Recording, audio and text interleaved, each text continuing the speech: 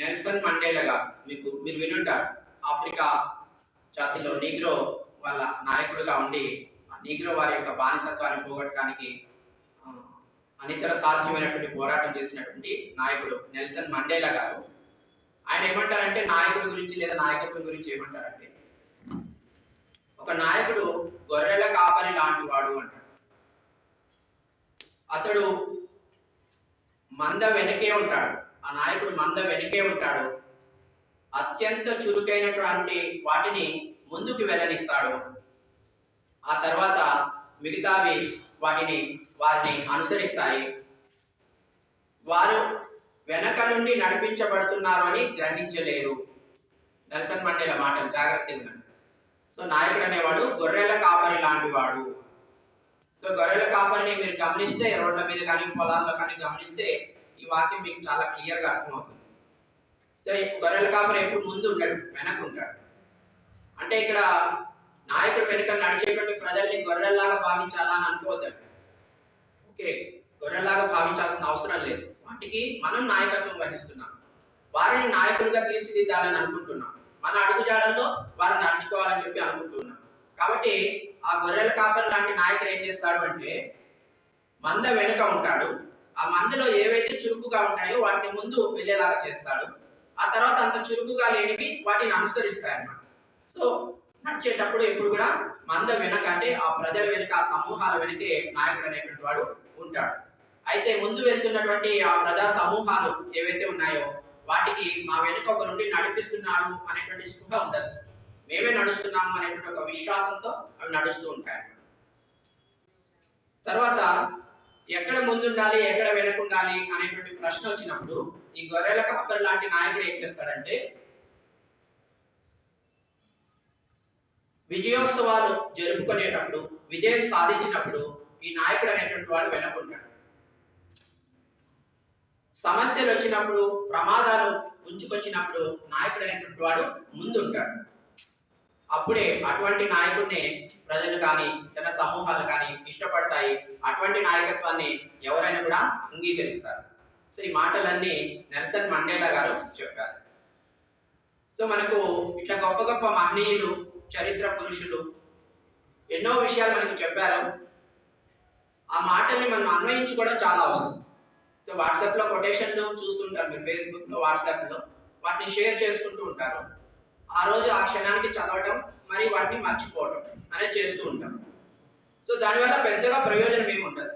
ప్రతిరోజు ఇటీవల మీరు చూస్తుంటే ఏదో ఒక దివస్, ఏదో ఒక డే అనేటువంటిది జరుగుతూ ఉంటాయి. వాటికి సంబంధించి మంచి మంచి మాటలు మీరు నలుగురితో పాటు నారాయణ అనుకుంటా మీరు ఒక గొప్ప వ్యక్తులుగా, గొప్ప నాయకులుగా మీరు తీర్చిదిద్దబడాలి. ఈ సమాజాన్ని, ప్రపంచాన్ని మీరు లీడ్ చేయాలి. 10 కాలాల పాటు మీ నాయకత్వంలో 10 మంది నడవాలి. ఓకే, సమాజం తీర్చిదిద్దడంలో మీ వంతు పాత్ర మీరు నిర్వహించాలి.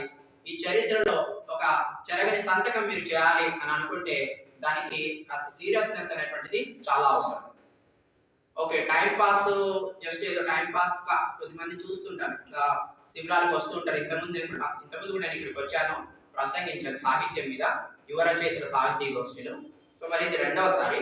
సో కొద్దిమందిలో సీరియస్నెస్ అనేటువంటిది తక్కువ ఉంటుంది. ఇంకా కొద్దిమందిలో కేవలం తాత్కాలిక ఆ క్షణం, ఆ గంట వరకు ఆ సీరియస్నెస్ కనిపిస్తుంది.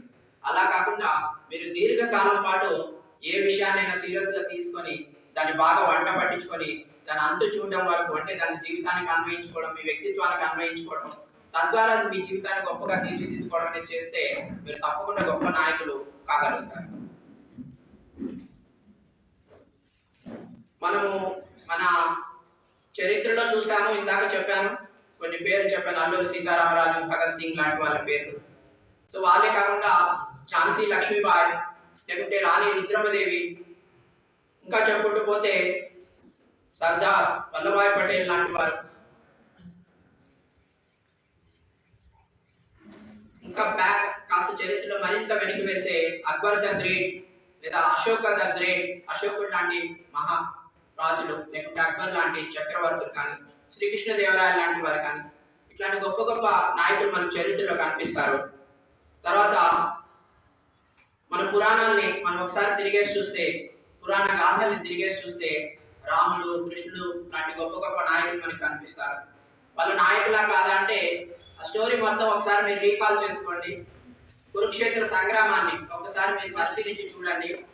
శ్రీకృష్ణుడి యొక్క నాయకత్వంలో ఆ కురుక్షేత్ర సంగ్రామం ఎంత గొప్పగా నడిచింది. చివరికి ధర్మం అనేటువంటిది ఎలా విజయం సాధించింది, ధర్మాన్ని ఎలా నెలకొల్పారు అనేటువంటి విషయం మీకు మీకు పట్టబడుతుంది అన్నమాట. దాని వెనుక శ్రీకృష్ణుడి యొక్క నాయకత్వం ఉంది. ఓకే, సో ఇలా మనకు చాలా మంది నాయకులు చరిత్రలో పురాణాల్లో కనిపిస్తారు. ఆధునిక కాలానికి వచ్చేసరికి ముఖ్యంగా ఈ వ్యాపార రంగంలో కావచ్చు, లేకుంటే కార్పొరేట్ సెక్టార్లో కావచ్చు, ఇటీవల నాయకులుగా ఎవరు చలామణి అవుతున్నారు అంటే బిలియనీర్లు, మిలియనీర్లు. ఓకే, ఇంకా చెప్పాల్సి వస్తే సుందర్ పిచ్చై లాంటి వాళ్ళు, సత్య నాదెళ్ల లాంటి వారు, లాలూ ప్రసాద్ యాదవ్, మీరు పేరు వినుంటారు. లాలూ ప్రసాద్ యాదవ్ ఆయన కూడా ఒక గొప్ప నాయకుడు అని చెప్పి ఇండియన్ ఇన్స్టిట్యూట్ ఆఫ్ మేనేజ్మెంట్ నుంచి కొద్దిమంది స్టూడెంట్స్ ఆయన మీద స్టడీ చేయడానికి ఒకసారి ఆయన దగ్గరికి వెళ్ళారు. దేనికి అంటే మన భారతీయ రైల్వే ఉంది కదా, దాన్ని చాలా సంవత్సరాలుగా నష్టాల బాటలో నడుస్తూ ఉంటే లాలూ ప్రసాద్ యాదవ్ గారు రైల్వే మినిస్టర్ గా పనిచేసినప్పుడు మొట్టమొదటిసారి దాన్ని లాభాల బాట పట్టేలాగా చేశారు. సో ఆయన అనుసరించిన సూత్రాలు ఏంటి, విజయ సూత్రాలు ఏంటి, ఏ రకంగా ఈ భారతీయ రైల్వేని ఇన్ని సంవత్సరాలుగా లేనటువంటి లాభాల బాట పట్టించారు, సో ఆయన ఏ సూత్రాలను అనుసరించారు, ఆయన నాయకత్వం ఏంటి, ఏ మార్గంలో నడుచుకున్నారు, వీటిని తెలుసుకుందామని చెప్పి ఐఐఎం నుంచి స్టూడెంట్స్ స్టడీ చేయడానికి ఆయన దగ్గరకు రావడం అనేటువంటి జరిగింది. ఓకే, సో ఇట్లాంటి వాళ్ళు ఇంకా మనం ఢిల్లీ అనేటువంటి రాష్ట్రంలో, ఢిల్లీ రాష్ట్రంలో అరవింద్ కేజ్రీవాల్ గురించి మీరు వినుంటారు. సో ఆయన సక్సెస్ స్టోరీ గురించి ఇట్లా రకరకాల ఉదాహరణలు మనం తీసుకోవచ్చు. వీరందరూ నాయకులుగా, గొప్ప నాయకులుగా చలామణి అవుతూ ఉన్నారు. ఓకే, అయితే ఏమిటి అంటే ముందే చెప్పాను చూడండి, కన్ఫ్యూజన్ అనేటువంటిది ఉండకూడదు, స్పష్టత అనేటువంటిది ఉండాలి ఎవరు నాయకులు అనేటువంటి విషయం.